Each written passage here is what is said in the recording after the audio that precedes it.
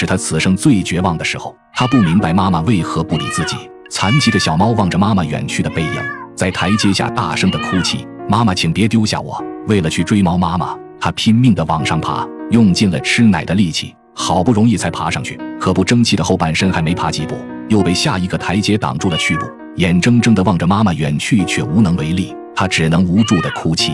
此时突然有人冲进屋内，受惊的小猫被吓得仓皇逃命，一溜烟地躲进了角落里。可小猫为何会变成这样呢？据附近的居民讲，小猫无缘无故就遭到坏人的毒打。猫妈妈望着遍体鳞伤的宝宝，泪如雨下。为了防止孩子再次被人伤害，于是找了个隐秘的地方，将小猫藏在了柜子后面，然后选择狠心地与孩子分开，生怕有人会发现。直到晚上，猫妈妈才敢回到这里。她谨慎地观察四周后，才小心翼翼地钻进去。大约过了10来分钟，猫妈妈才出来，但很快便消失在茫茫的夜色中。结果小猫跟着追了出来，它拖着半截身体在地上爬行，四处寻找妈妈的身影，却始终得不到任何的回应。它眼含泪水，大声地哭泣。其实猫妈妈从未离开，一直都躲在不远处，选择默默的守护。可怜的小猫舔舐着残疾的双腿，它多么想跟妈妈在一起，它只能独自在黑夜里哭泣。一位小姐姐拿来食物投喂小猫，但小猫只有等到没人的时候才赶出来，可它却不敢吃眼前的食物，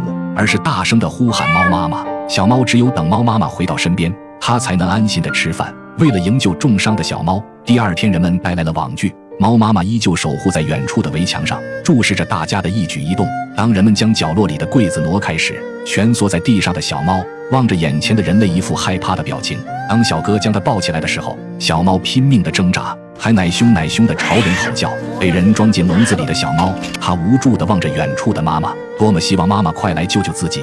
猫妈妈目睹了整个营救的过程，看见孩子得救后，她转身跳下了围墙，因为她知道孩子跟着人类要比跟着自己流浪好。虽然有万般的不舍，但还是选择狠心的离开。猫妈妈很快便消失在大街上，自此以后再也没有出现过。医生给小猫进行了全面的体检，它的脊椎多处断裂，而且2条后腿也骨折，腿部肌肉神经受损严重，整个后半身完全失去了知觉。可小猫才2个月大，有些人为何如此的狠心，连一只小猫都容不下。医生赶紧给小猫安排了手术，可小猫实在伤得太重，即便通过手术也只能替它接上断骨。在医生细心的照料下，虽然它被人类伤成这个样子，但它还是很亲人，不再像过去那样的怕人，还跟医生愉快地玩耍起来。几天后，一位小姐姐来到了医院，她是专程收养小猫咪的。小姐姐将小猫带回了家，还每天为它做辅助运动，帮助小猫进行物理恢复。虽然痊愈的希望渺茫，但小姐姐始终都没放弃。她相信会有奇迹的发生，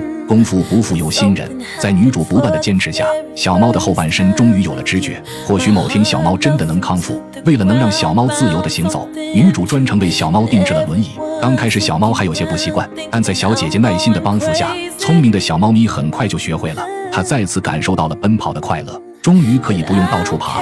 或许它是不幸的，但它也是幸运的，因为它遇到了一个好主人。当上天关上一扇窗，也会为你打开一扇门。这个世界破破烂烂，幸亏有人缝缝又补补。如果不爱，请别伤害。善恶到头终有报，不信抬头看，苍天饶过谁。